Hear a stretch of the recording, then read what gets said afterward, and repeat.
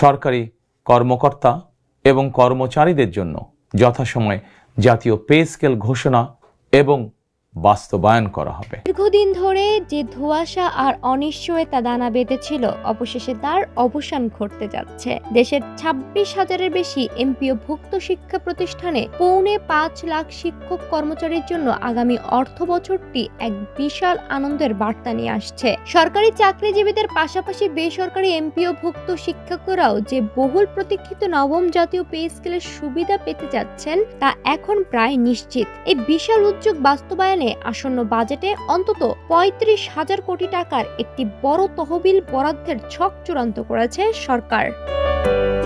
অর্থ ও শিক্ষা মন্ত্রণালয়ের উচ্চ পর্যায়ের সূত্রগুলো বলছে, এবারের নতুন বেতন কাঠামোতে সরকারি ও এমপিওভুক্ত কর্মকর্তা কর্মচারীদের মূল বেতন বা বেসিক গড়ে 50% বাড়ানোর জোরালো পরিকল্পনা রয়েছে। তবে সবচেয়ে বড় চমক থাকছে নিম্ন আয়ের কর্মচারীদের জন্য। 11 থেকে 20তম গ্রেডের কর্মচারীদের বেসিক শতভাগ অর্থাৎ দ্বিগুণ করার একটি জোর গুঞ্জন নীতি নির্ধারণীয় মহলে রয়েছে। আর এই নীতিমালার ছায়াতলে এসেই ভাগ্য খুলছে 4,78,898 জন শিক্ষক কর্মচারীর।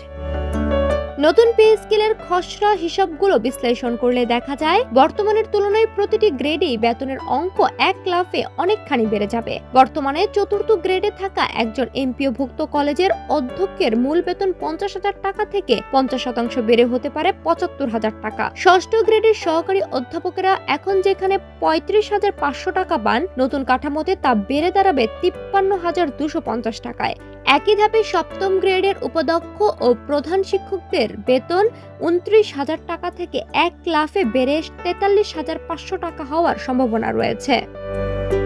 তরুণ শিক্ষক ও প্রভাষকদের ক্ষেত্রেও এই পরিবর্তনে দারুণ এক স্বস্তি নিয়ে আসবে। নবম গ্রেডে একজন প্রভাষকের বর্তমান মূল বেতন 22,000 টাকা থেকে বেড়ে হবে 33,000 টাকা। দশম গ্রেডের ভিএডধারী সহকারী শিক্ষকের 16,000 টাকার স্থলে পাবেন 24,000 টাকা। এছাড়া 11তম গ্রেডের ভিএডবিহীন সহকারী শিক্ষকদের বেতন 12,500 টাকা থেকে বেড়ে 50% বৃদ্ধিতে 18,750 টাকা কিংবা শতভাগ বৃদ্ধিতে 25,000 টাকা পর্যন্ত হতে পারে।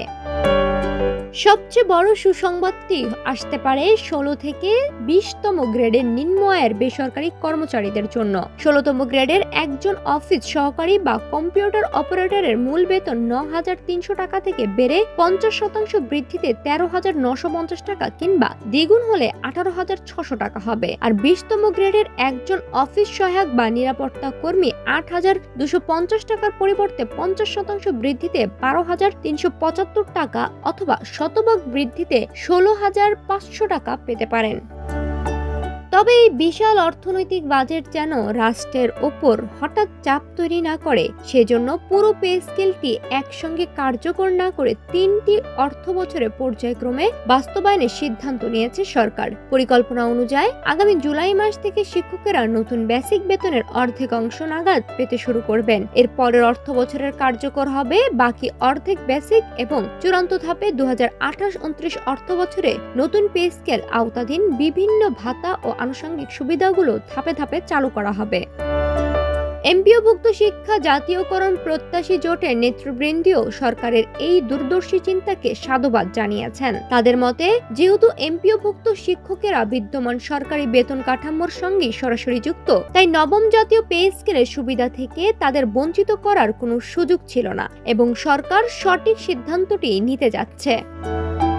সব জল্পনা কল্পনার অবসান ঘটিয়ে আগামী 7 জুন শুরু হতে যাচ্ছে ত্রয়োদশ জাতীয় সংসদের বাজেট অধিবেশন। এরপরই 11 জুন অর্থ ও পরিকল্পনা মন্ত্রী আমির খসরু মাহমুদ চৌধুরী সংসদে 2026-27 অর্থ বছরের প্রস্তাবিত ঐতিহাসিক বাজেট পেশ করবেন। সেদিনই নতুন পে স্কেলের এই বিশাল বরাদ্দের চিত্রটি দেশের মানুষের সামনে আনুষ্ঠানিকভাবে পুরোপুরি উন্মোচিত হবে।